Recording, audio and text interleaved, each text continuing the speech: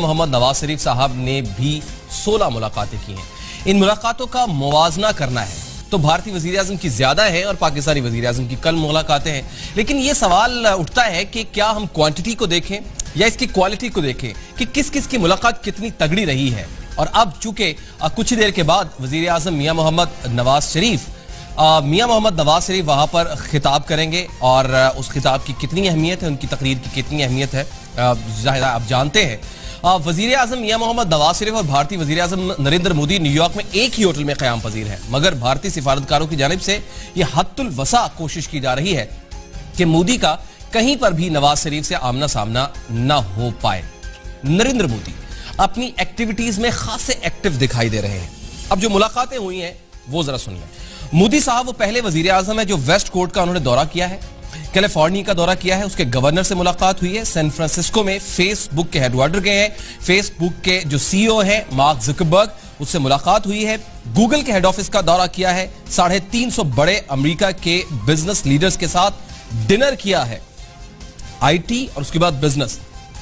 Boeing के CEO से मुलाकात की है, फोर्ड के सीईओ से मिला है, सिटी बैंक के सीईओ से मिले हैं, इसके अलावा जॉनसन जॉनसन के सीईओ से मिले हैं, एप्पल के सीईओ से मिले हैं, मीडिया टाइकॉन्स के साथ मुलाकात की है। और वजीर आजम मियां मोहम्मद नवाज शरीफ अभी तक किसी मीडिया टाइकॉन से नहीं मिले हैं और ना किसी मीडिया पर गुफ्तगू की है। अमीर कतर से मुलाकात हुई है इनकी, जॉर्डन के शाह अब्दुल्ला से दोयम से मुलाकात हुई है, भूटान के वजीर आजम से मुलाकात हुई है, स्वीडिश जो वजीर आजम है उससे मुलाकात हुई है, साइप्रस के सदर से मोदी की मुलाकात हुई है, फ्रांसीसी सदर से मोदी मिले हैं, मैक्सिको के सदर से मिले हैं, फलस्तीन के सदर से मुलाकात हुई है, G4 ममालिक के समिट में उन्होंने शिरकत की है, वर्ल्ड बैंक के सदर से मुलाकात हुई है।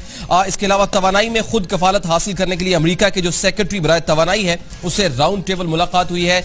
दुनिया के 40% एंटरटेनमेंट इंडस्ट्री की जो नुमाइंदगी करने वाला एक वफ्द है उससे मुलाकात की है। सेंट जॉन्स में एक सेफ फेस्टर है और जहां पर 20,000 भारतीयों से खिताब किया है। ये थे मोदी साहब। अब आइए जरा नवाज शरीफ साहब।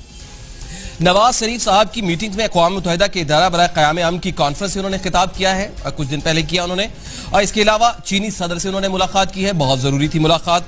जनूबी एशिया के ताउन पर होने वाली जो गोलमेज कॉन्फ्रेंस थी, हाई प्रोफाइल गोलमेज कॉन्फ्रेंस थी, उसमें उन्होंने शिरकत की है। नवाज शरीफ ने जर्मन चांसलर से मुलाकात की है, जर्मन से मरासम बढ़ते जा रहे हैं। पाकिस्तान के श्रीलंका सदर से मुलाकात की है नवाज शरीफ ने। नवाज शरीफ के वफ्द के हमरा जॉन कैरी से मुलाकात की है। माइक्रोसॉफ्ट के मालिक बिल गेट्स से मुलाकात की है, जो किसी हद तक गैर मामूली भी दिखाई दे सकती है और हो भी सकती है मुस्तकबिल में। अक़वाम मुत्तहिदा हेडक्वार्टर्स में नवाज शरीफ और तुर्क वज़ीर आज़म की मुलाकात हुई है और अक़वाम मुत्तहिदा के जनरल सेक्रेटरी से मुलाकात की है और साथ में इटली के वज़ीर आज़म से मुलाकात की है। यहाँ वज़राए आज़म से मुलाकात की जा रही है और चंद एक अहम जो बड़ी शख्सियात हैं उनसे मुलाकात की जा रही है। और उधर मोदी साहब जो देखते हैं बड़े एक्टिव दिखाई दे रहे हैं। एक बात तो ये द नेशन जो अखबार है उसका एडिटोरियल अगर पढ़ें तो वहां पर एक लाइन है कि while Modi is received like a star is attending events and parties number 1 and PM Sharif only has the UN platform to make an impact, बस इम्पैक्ट। और उसके बाद जो एंडिंग लाइन्स है द नेशन में जो एडिटोरियल है उसका कि Pakistan has nothing to offer to the west including personality and charisma, कुछ भी उनके पास नहीं है। साथ ही साथ Pakistan must watch Modi's giants and gestures. Modi is an astute politician who has the ability to outsmart rivals with an amazing sense of timings. ये एक एडिटोरियल है द नेशन का, बड़ी अखबार है, नवाए वक्त का इंग्लिश वर्जन। ये सब कुछ हुआ है। इस सारी मुलाकातों के बाद हमने अब सवाल ये पैदा होता है कि कौन अपने एजेंडे पर अब तक पूरा उतरा है, नवाज साहब या मोदी साहब। मियां साहब का दौरा अमेरिका अब तक कितना सूदमंद रहा है। हमारे साथ मौजूद है, फिलहाल हमें कुछ देर के बाद ज्वाइन कर लेंगे सीनियर सहाफी और तज्जियाकार एजाज हैदर साहब, उनसे तज्जिया भी लेंगे। सलीम साफी साहब भी कुछ देर के बाद हमें ज्वाइन कर लेंगे और उनसे भी बात करेंगे। अमेरिका में इस वक्त मौजूद है, इस सेशन को अटेंड कर रहे हैं सीनियर सहाफी और एंकर पर्सन जावेद इकबाल, आप उन्हें जानते हैं। जावेद साहब अस्सलाम वालेकुम। वालेकुम सलाम गुलाम मुर्तजा, बहुत शुक्रिया, और कैपिटल टीवी के नाजरीन को भी अस्सलाम वालेकुम। वालेकुम सलाम। जावेद साहब लेट पहुंचे आप वहां पर, लेकिन जाहिर है आप यहां पर भी नजर रखे हुए थे। जितनी मुलाकातें मैंने स्टडी की हैं और जिस तरह से मैं उनको कंपैरिजन कर रहा हूं, आप वहां पर क्या माहौल देख रहे हैं? वजीर आजम मियां मोहम्मद नवाज शरीफ 7 दिन से वहां पर हैं, गुमसुम है, और मोदी साहब बड़े एक्टिव है, बड़ी फुर्तियां दिखा दे रहे हैं वो। I am right Javed? मेरे ख्याल में गुलाम मुर्तजा, जो आपने अपने इब्तिदाई में जो एक एनालिसिस या तबसरा पेश किया है, मुझे ज्यादातर उससे इत्तेफाक इसलिए भी है कि जब मैं खुद यहाँ पहुंचा 2 रोज कबल, तो मैं खुद ये महसूस कर रहा था कि पाकिस्तान के डिप्लोमेट्स और पाकिस्तान की इंतजामिया या पाकिस्तान के जो भी लोग यहाँ पे आए हैं, जिनमें तारिक फातमी साहब हैं, सरताज अजीज साहब हैं और खुद प्राइम मिनिस्टर नवाज शरीफ साहब हैं, वो भी कुछ गुमसुम से, कुछ खोए से लग रहे हैं और ऐसा लग रहा है कि कुछ मामलात उनके हाथ में नहीं रहे। दूसरी तरफ हम देख रहे हैं कि जाहिर है कि इस खित्ते में जब भी बात होती है पाकिस्तान की, तो भारत के साथ भी मुआवजा किया जाता है। भारत अगरचे कि एक बहुत बड़ा मुल्क है, उसकी कुछ अपनी तरजीहात भी हैं, उसके कुछ अपने भी बहुत सारे मसाइल हैं, उनकी कुछ अपनी भी जरूरियात हैं।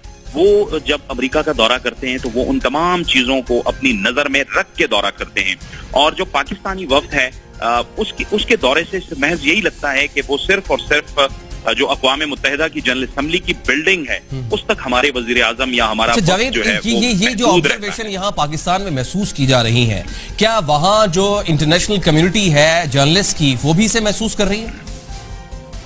मेरे ख्याल में ऑब्वियस है, क्योंकि यहाँ पे आप जब बैठते हैं, इस वक्त भी हम उस हॉल में मौजूद हैं जहाँ पर नवाज शरीफ साहब की तकरीर शुरू होने वाली है यूएन की जनरल असेंबली में, तो वहाँ पूरी दुनिया के जब लीडर्स वहाँ मौजूद होते हैं तो पूरी दुनिया के जो सहाफी हैं वो भी यहाँ पे मौजूद हैं। तकरीबन 190-92 ममालिक से सहाफी मौजूद हैं और जो करीब सहाफी होते हैं, जैसे तुर्की के सहाफी हैं, जो अरब ममालिक से ताल्लुक रखने वाले सहाफी हैं, फिर अमेरिका और बरतानिया के जो सहाफी हैं जो पाकिस्तान की सियासत पर और पाकिस्तान और इंडिया की सियासत पर खुसूसन नजर रखते हैं, उनसे जब कॉरिडोर्स में, जब कैफेटेरियाज में बात होती है तो वो भी हमसे यही सवाल अक्सर पूछते हैं कि आप के जो प्राइम मिनिस्टर हैं वो कुछ आइसोलेटेड नजर आते हैं। तो मेरे ख्याल में ये डिस्कशन उस सतह पर भी हो रही होती है। मतलब पाकिस्तान डिप्लोमेटिकली पाकिस्तान को बहुत कुछ करने की जरूरत है, क्योंकि यहाँ आकर आपको ये सारी चीजें महसूस होती हैं कि जो सरबराह मुमलिकत होते हैं वो किस तरह से अपने मुल्क के एजेंडे को। अच्छा जावेद, आप वहां पर मौजूद हैं, जरा ये वज़ीर आज़म के अलावा जरा निचले तबके पर आते हैं, जो सिफारती अमला है पूरा, जरा पाकिस्तान के सिफारती अमले की एक्टिविटीज और जो भारतीय अमला है, सिफारती अमला है, उसकी एक्टिविटीज का मवाजना करें तो ज्यादा एक्टिव कौन दिखाई दे रहा है? नहीं, इसमें तो गुलाम मुर्तजा कोई दो राय है नहीं कि जाहिर है जो भारतीय सिफारती अमला है, जो डिप्लोमेटिक यहाँ पे इनका मिशन है, वो बहुत ज्यादा एक्टिव नजर आता है। हमारी 1-2 ब्रीफिंग्स हुई एजाज चौधरी साहब के साथ, मलिहा लोधी साहिबा भी वहां पर मौजूद होती थी। जब भी हम उनसे सवालात करते थे तो उनके जवाबात जो है वो कंटेंट में हमें नहीं मिलते, बल्कि वो गोल मटोल की बातें होती हैं जो सामने आती हैं। यानी डिप्लोमेटिकली जो यूएन के अंदर लोग बैठे होते हैं, मिशन में लोग बैठे होते हैं, वो बड़े बाखबर लोग होते हैं। हमें ऐसा महसूस होता है कि ये बेखबर भी रहते हैं और बहुत सी चीजें ऐसी होती हैं जो शायद ये सहाफियों के साथ शेयर भी नहीं करना चाहते। एक और बात मैं आपको बताऊं, इस बार तो प्राइम मिनिस्टर की तरफ से खुसूसी हिदायत जारी की गई हैं, हमें जो जराए ने बताया यहाँ पर, कि मीडिया को हर सूरत में पाकिस्तानी वफ्द से या प्राइम मिनिस्टर से दूर रखा जाए, क्योंकि इसका पस मंजर जो है गुलाम मुर्तजा आपको ऑब्वियसली मालूम है कि पाकिस्तान के अंदर इस वक्त मीडिया जिस तेजी के साथ जो मुख्तलिफ मसाइल हैं, चाहे उसमें करप्शन है, चाहे उसमें नंदीपुर के प्रोजेक्ट्स हैं, चाहे उसमें रेलवे के मसाइल हैं, चाहे मुख्तलिफ किस्म के मसाइल हैं। एक और मुख्तसरन ये कह दीजिएगा, ये शक्ल दिखाई दे रही है कि जो वजीर आज़म मियां मोहम्मद नवाज शरीफ है वो अपने अमले के हाथों में यरगमाल है। Is it right? यरगमाल भी कह सकते हैं, बेबस भी कह सकते हैं, क्योंकि पाकिस्तान की एक बहुत बड़ी बदकिस्मती है कि पाकिस्तान के पास फुल टाइम वजीर खारजा नहीं है। हम जब गुलाम मुर्तजा यहाँ बैठते हैं तो हमें ये महसूस होता है कि एक बहुत प्रोएक्टिव किस्म का वजीर खारजा हमें चाहिए। तारिक फातमी साहब और सरताज अजीज साहब उम्र के उन हिस्सों में हैं जो मेरे ख्याल में उनके बस की बात नहीं रही।